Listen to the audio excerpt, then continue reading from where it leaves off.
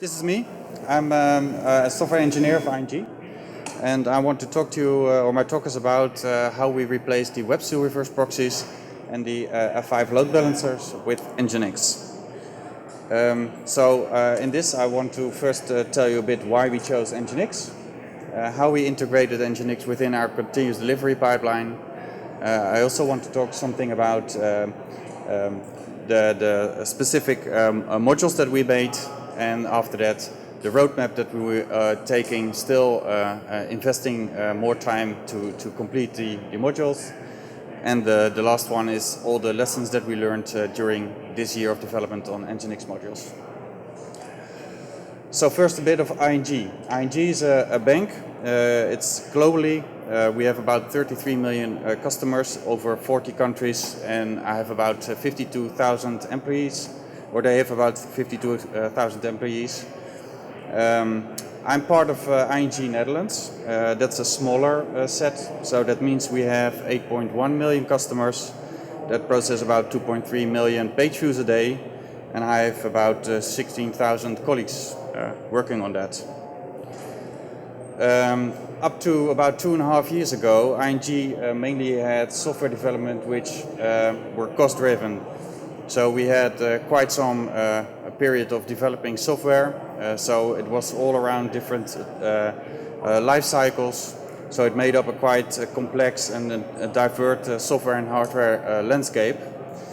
Because it was cost-driven, so only if it was related to core banking activities, it was software that they wanted to invest in. And we did so by using the regular old style type of software development. So first build, then test and implement. So that means that we had a buy before build strategy up to 2.5 years ago. But that changed. Software development became more important, time to market became more important. Also we had to add all the type of products online, and we also had an important mobile vision. So the complete IT strategy changed.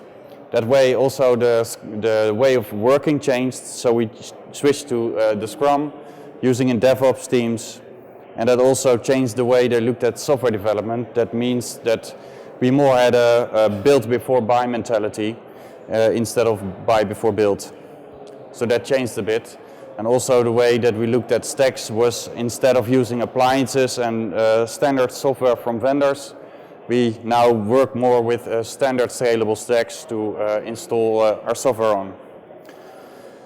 So that means we had a quite complex landscape, and the mission was to simplify the IT within the bank, because that was also one of the cost drivers.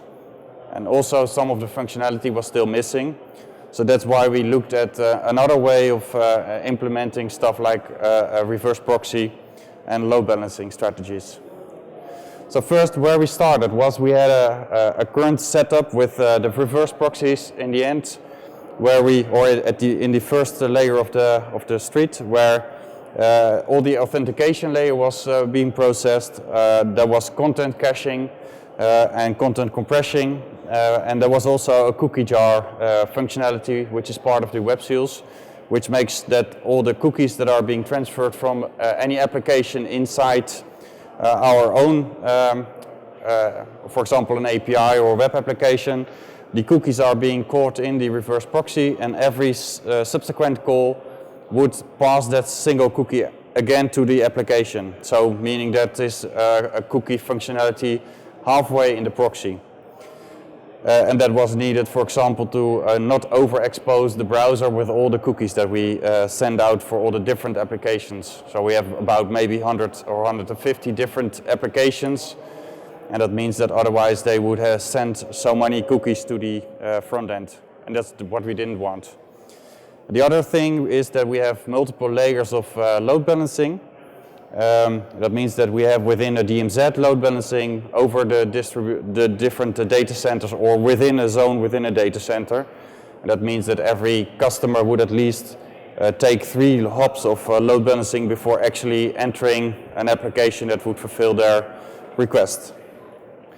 So we had to simplify stuff, and there we had to look at different ways of doing so. So we looked at different solutions of load balancing and proxying, but you don't want to start all over from scratch. So you want to start with something which is already quite invested and properly working, fast and reliable.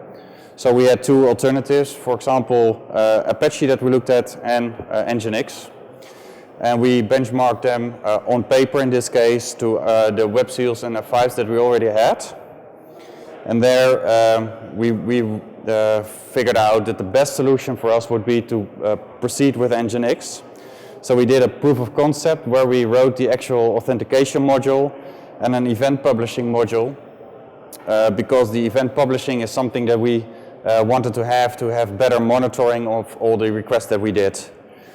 So we both implemented those two modules during the proof of concept, and we put it on the load, and we figured the response times were very good, and we wanted to proceed with NGINX and those modules. So we wrote up a proposal for the architects, and in the end they said, well, go. And now, since we can change all the functionality, we are more in control. So if you look at how the picture was when we first started, it would look like something like this. You enter, you have a first load balancing, then you enter on the reverse proxies, you get another set of load balancers, you cross over data centers, you get more load balancers, and then you get your actual application. That means that there are quite some layers in there. And also this type of reverse proxy requires policy managers and LDAPs to actually work. So if you see, there are quite some components involved in actually processing the requests. So where we're working to is something like this. So one single NGINX instance where we can load balance everything to the application, to be more in control and to have a proper way of implementing all the functionality. So what we wanted to do is we wanted to have an authentication layer and an event publishing module. We needed to have the additional cookie jar, which we were missing from the NGINX source code. And we also wanted to have persistent load balancing even if you cross the data center. So if you have, for example, round-robin DNS, and you have two entry points on your data centers, even if you switch to another data center, you want to target the target application on the same one with the same stickiness, so the HTTP session on that specific application doesn't break. So even if you are working on a multiple form, like a wizard or so, you won't miss data. Another important thing was the time to market. In there we want to have a dynamic service discovery, which can, where teams, like one of the 60 Scrum teams that we have, can actually register their own application, so they end up as a target endpoint in a certain domain to be able to address. So they can self-register their own application without others involved. And since time to market is also important, we had to integrate all this into our continuous delivery pipeline.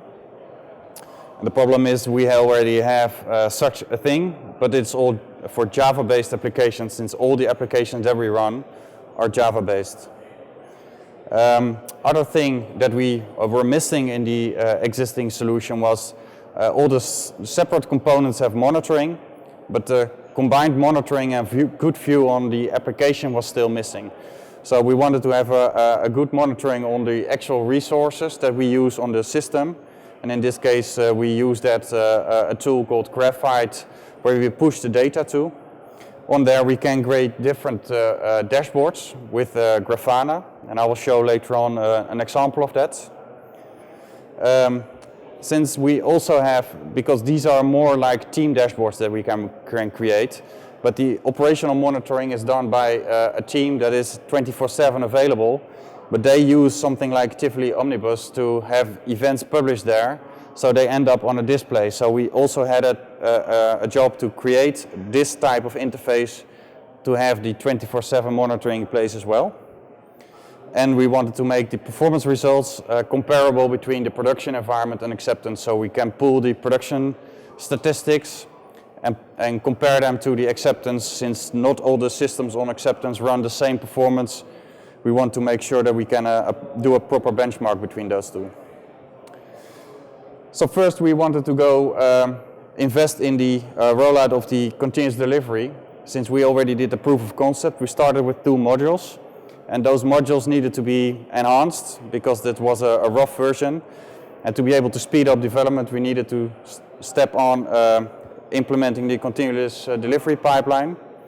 And after that, if that was all finished, we could investigate and invest time in adding more functionality in the NGINX modules that we already made, and define a roadmap that we want to have on additional functionality.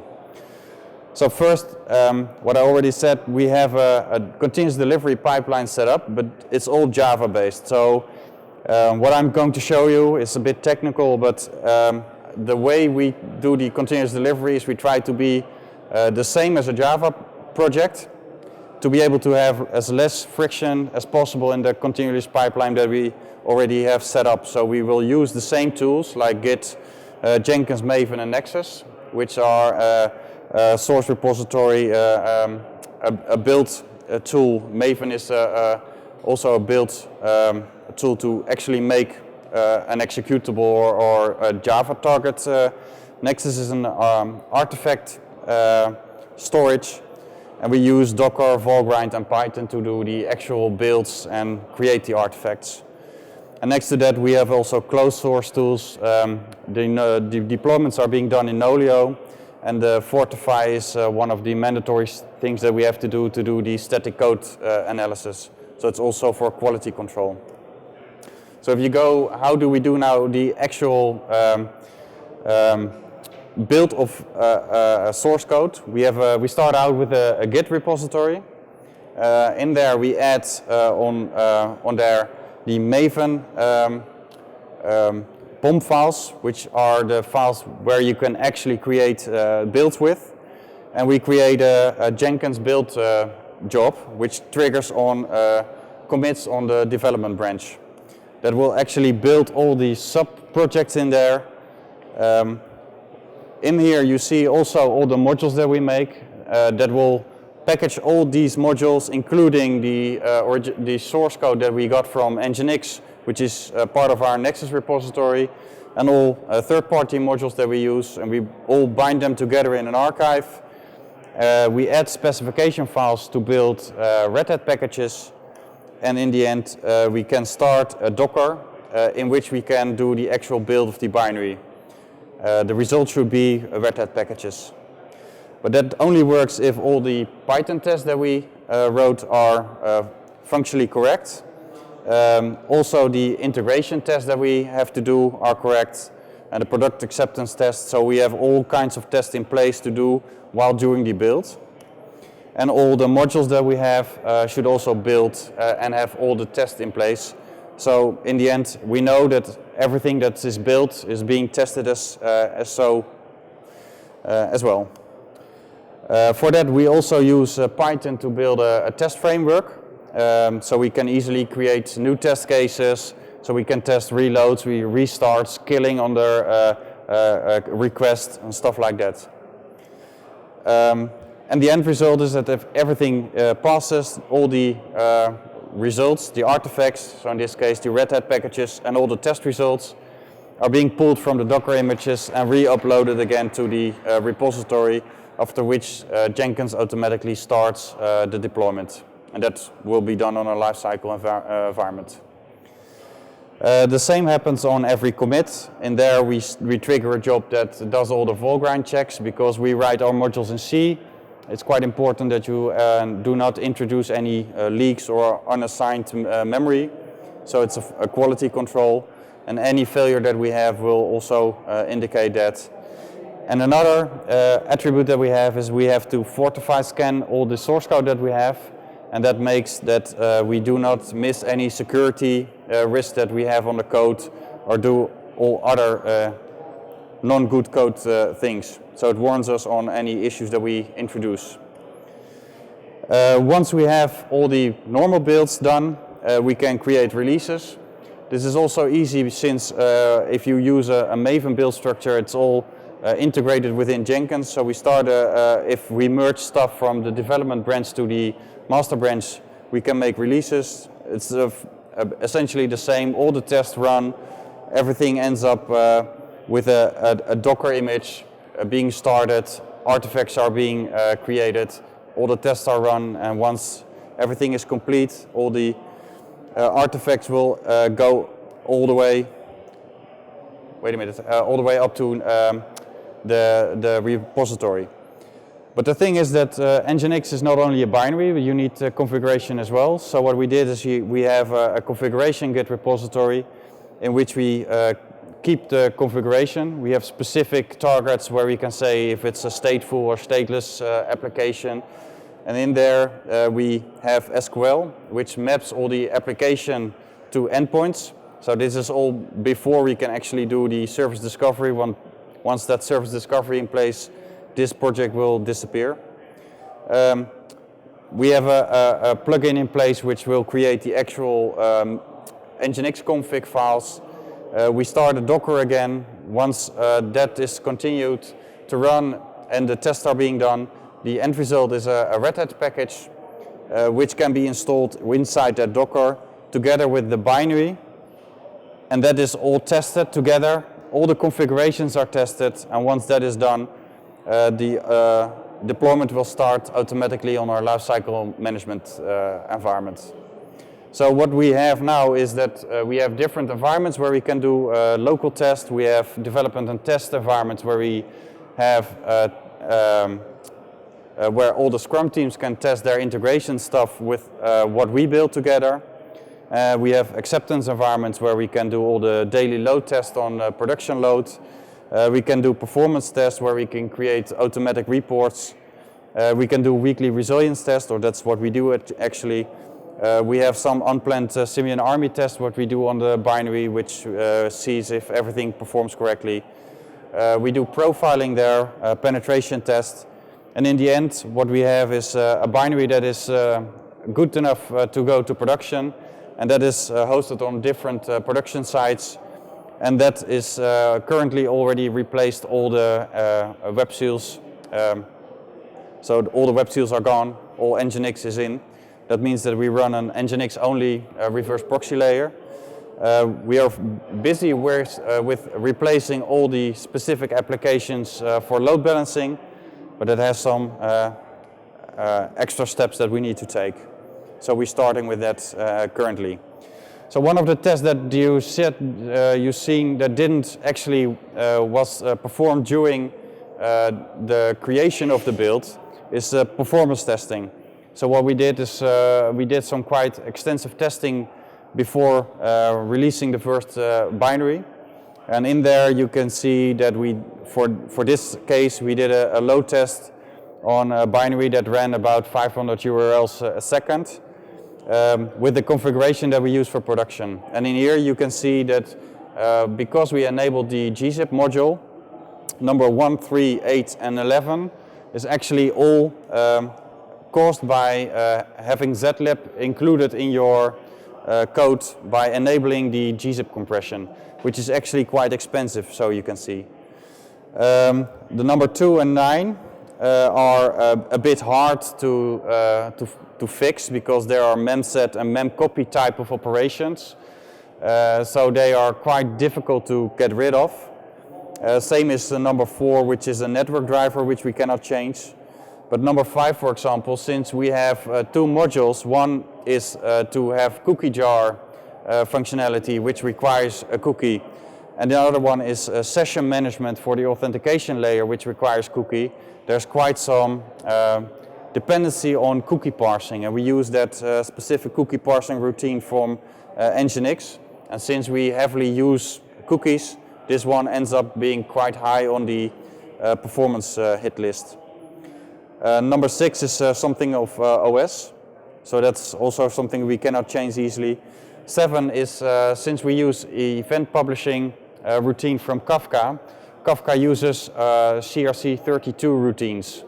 And these are quite expensive, strangely enough, because you would think that it's not difficult to have a fixed map of identifiers and remap that to a CRC.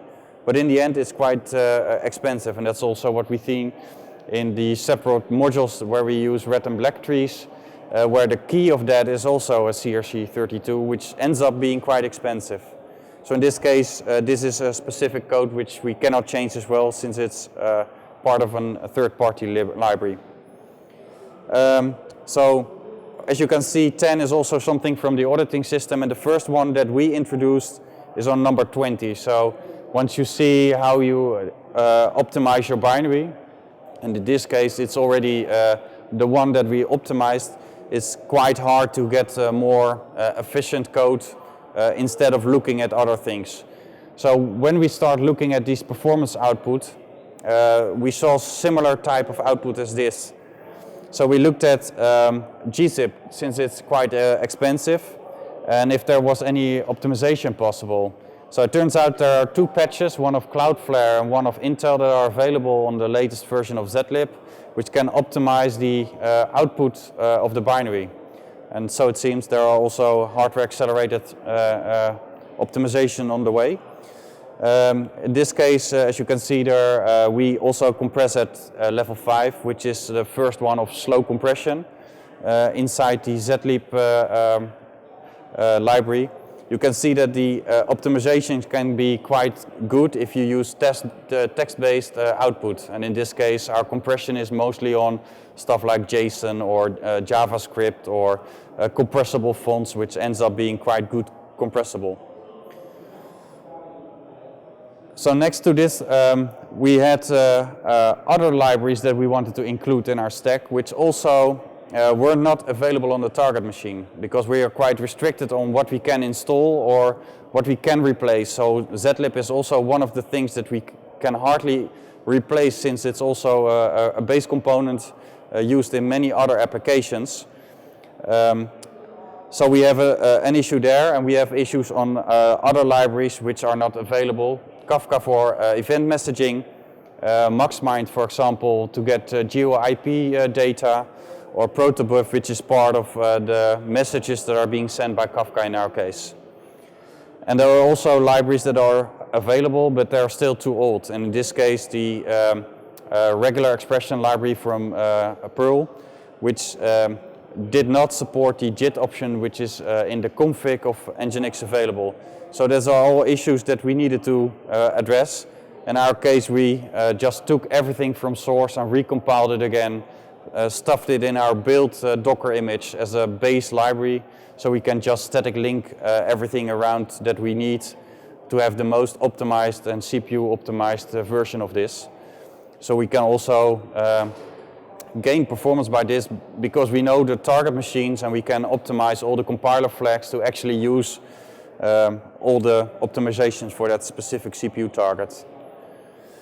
So the second step is, once we have all this automated, is to have all the modules that we needed to implement. So in this case, the cookie jar module, that wasn't there in the first place, so we needed to create that one.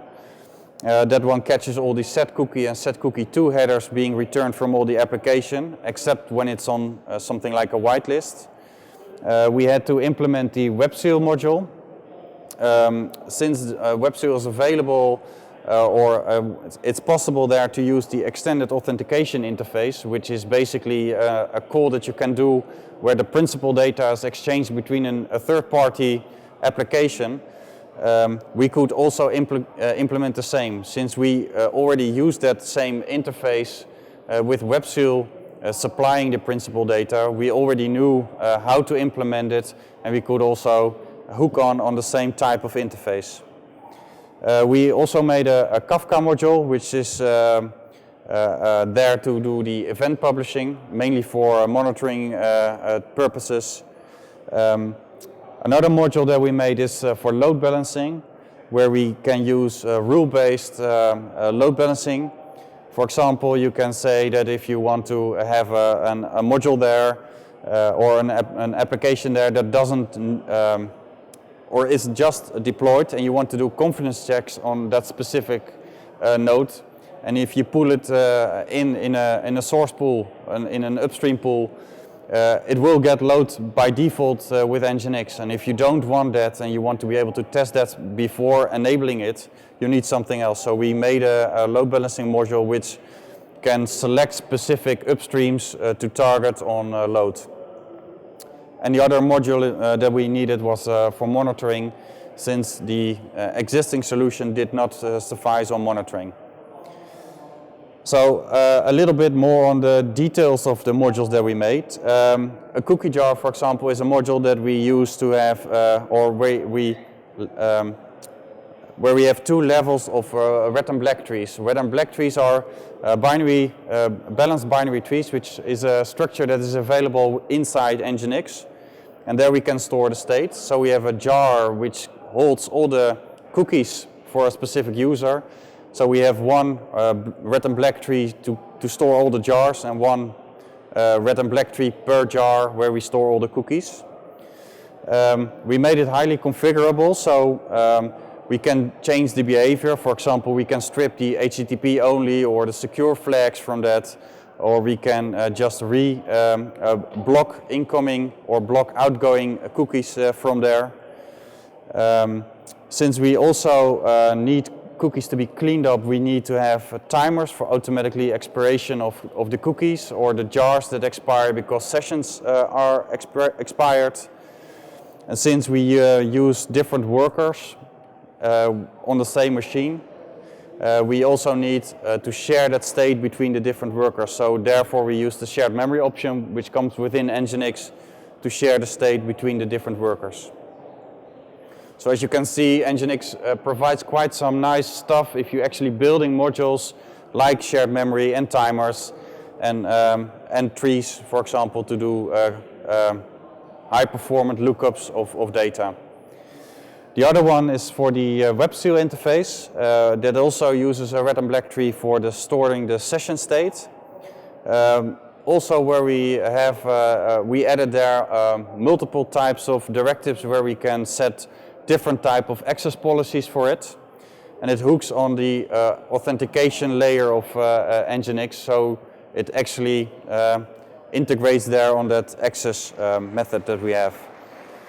Since sessions also can expire, we also use timers there for automatic cleanup of sessions, and we use also shared memory to share the data of sessions between different workers. And we integrated this with the external interface that we already had for internal applications to set up a session. So we could have a gradual migration of implementing NGINX next to the WebSeals that we had. For the Kafka module, we had to publish data, mainly for monitoring and error analysis purposes.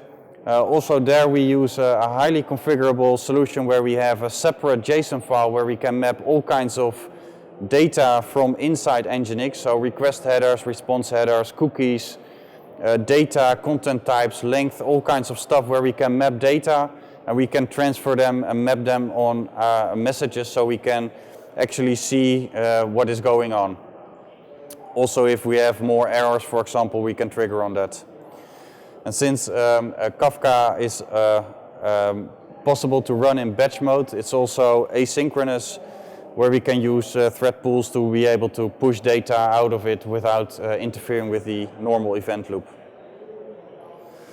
For the load balancer, what I earlier already explained is that we're, for example, for confidence checks, we want to be able to have a certain upstream IP already available, which does not accept any load just yet. So we made it configurable also with responses on health checks, that we can actually enable or disable load on a specific upstream. So we can change the behavior of that specific load balancing algorithm. Also to be able to allow the static load balancing over different data centers. For example, what I already explained is if you switch from one data center to the other and your HTTP session has to be sticky, you can have this enabled by just inserting the state in selecting the upstream. So you can still target the same IP even if it comes from within a different data center instead of the previous call. Other things that we can do in this case is we can allow TCP connection reuse because we can introduce connection pools, and we have the option to enable better monitoring, since if you have an upstream that doesn't react anymore, you get proper logging in your error log, but you have no solution to have this logged in a way that, for example, your operational monitoring people can investigate or see if that server is specifically down. So we integrated there also our operational monitoring. So if some upstream goes down, we can also see that and monitor that in the master control room. And one of the last modules that we made is the monitoring one. We created specific variables that we have in, for example, the authentication module or in the other modules that we have, and that specific data can be read in the monitoring module.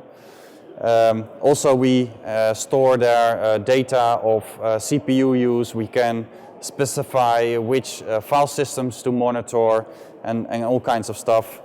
All that data is being collected, and we can specify which data we want, and that's being transferred to Graphite, which is a system where you can store metrics, and that's either by sending data over UDP or TCP. And we also integrated this monitoring stuff with Tivoli Omnibus, which is the tool that they use on the master control room. So if you end up with all the data in Graphite, you can make something like this. This is a snapshot of something in our acceptance environment, so it's not like production similar. But that means that you can create all kinds of fancy dashboards made on data that you already published to Graphite. So now that is all the modules that we made. So what do we want to enhance to this? We want to have a web application firewall also included. I heard they are working on the mod security, which is nice, so we will follow that speech also.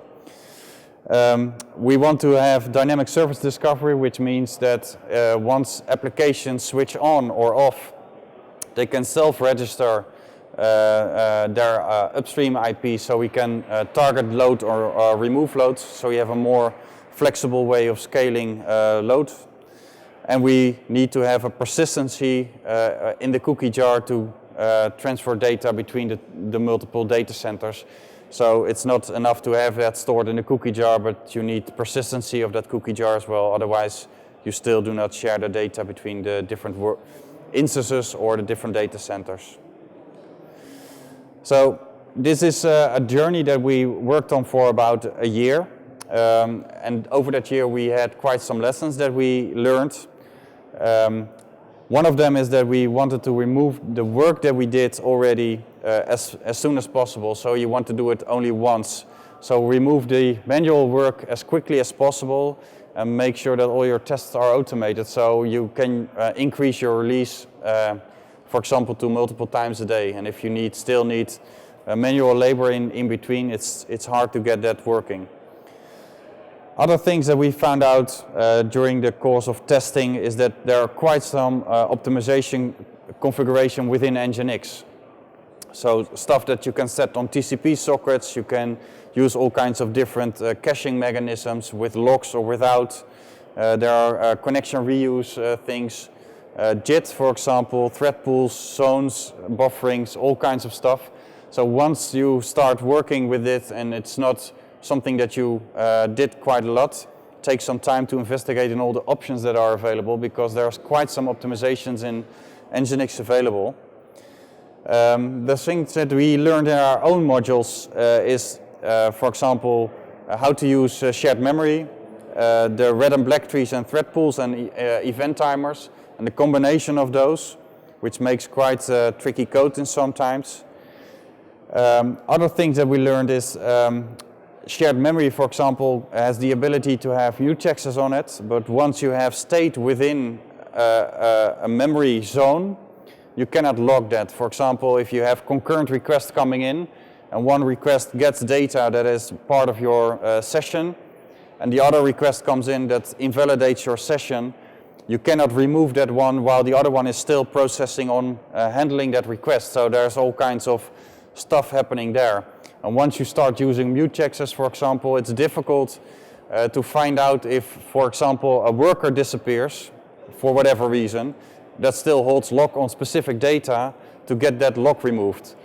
So if you have workers, for example, and you have locks on shared memory, NGINX will clear that automatically for you once that worker restarts or disappears. But in this case, if you have locks within a certain area, it's quite difficult. So in our case, we switched to have atomic reference counters because that is a solution that worked for us and is also quite speedy. But you have to take into account that you cannot always remove locks that are in specific areas of data because you cannot see once NGINX restarts if that is a valid one, if your locks are still in there and stuff like that. So that makes it quite tricky. The other thing is that we use variables quite a lot to pass data to make all the modules independent. What you already saw on the performance output is that once you work with different settings in your configuration and the modules that you use, there's also quite some hits that you can get on specific areas. In this case, enabling compression on quite some content types will actually blow your CPU quite high. In our case, it went from nothing to 30% or something. Lookups can be expensive, and that's not, in this case, cookie lookups, and that depends also on the module and the type of modules that you make. CRC, which looks like quite a harmless type of operation where you can set nodes or values in a node, can also be quite expensive, which was not something that I would expect. And for example, we use crypto in our payloads for some of the messages that we do, and in this case, enabling the stuff that is CPU speeding, or where you have CPU instructions, enabling that, like the NI instructions on Intel, can help your performance also quite a bit.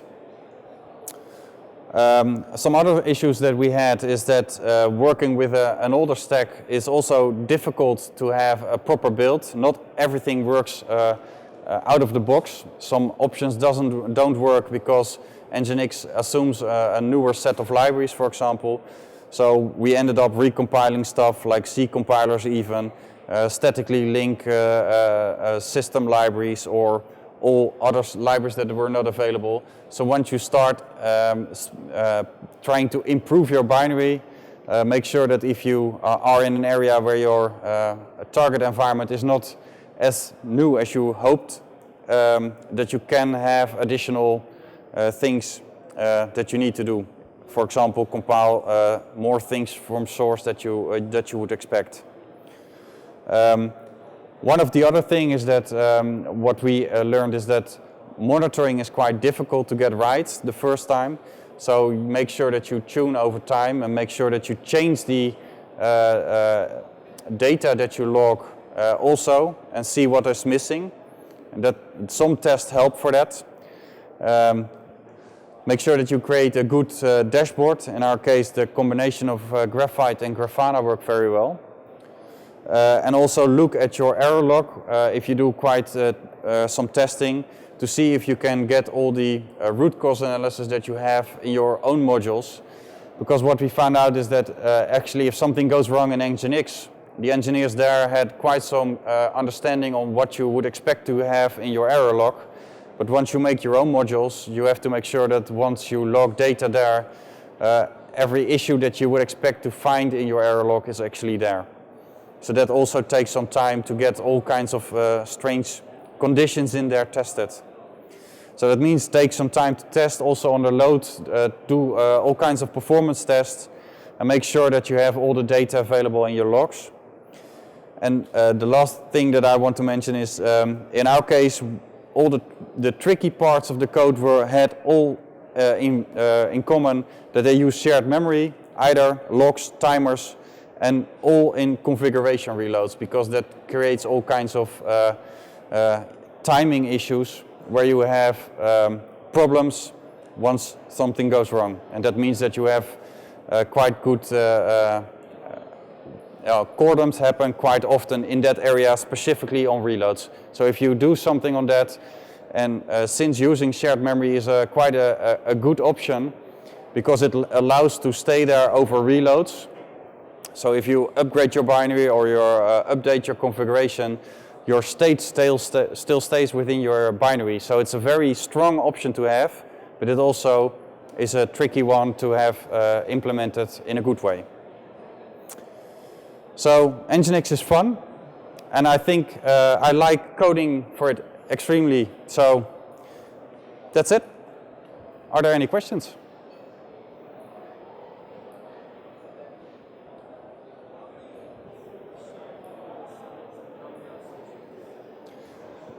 So how do we deal with the shared memory and the number of sessions? Well, in this case, we have a configuration where we say that we expect this many sessions in there. So we oversize it. So in the end, what happens is, in our case, every server has about 1% or even less actually capacity used in there. And once we do not know the customer, it never adds to a memory footprint. So we keep every commit to memory unless we know what the customer is. So if it's not logged on, you never get any memory footprint. And once we know who it is, it actually gets memory footprint. So it also reduces the risk if you get a denial of service attack or something, that you overload your memory. Yes. NGINX has announced HTTP2 support, JavaScript, and dynamic modules. How interesting are those three things to you? So how are interesting are dynamic modules, JavaScript, and HTTP. For our case, especially the HTTP2 can be interesting, since that enables us to have a new connection outside and have a speedier connection there. And the other one is dynamic modules, which is also interesting since we created all modules in C ourselves. It's also quite interesting to see how the interfacing between those modules are, since well, that also opens up some opportunities for us as well. JavaScript, I'm not sure. So the question is, how does the JavaScript, what if we would have use for that? I don't see direct use of JavaScript yet. I have to play with it, but for now, I don't see directly use for what we have now. Sorry, last question. Do you use Lua now? Sorry? Do you use Lua now? Do we use Lua? No, we don't. No. Yes? Sorry?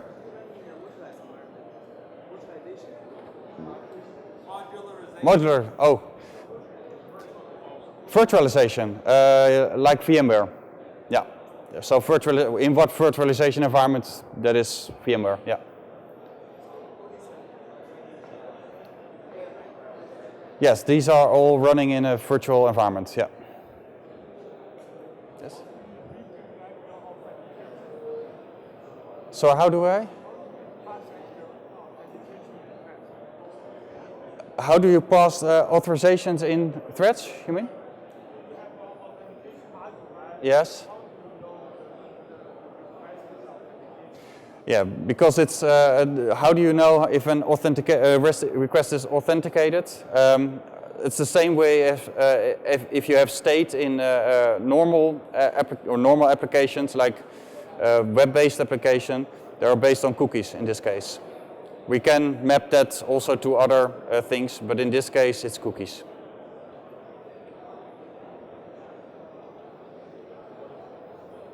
Other questions? Yes?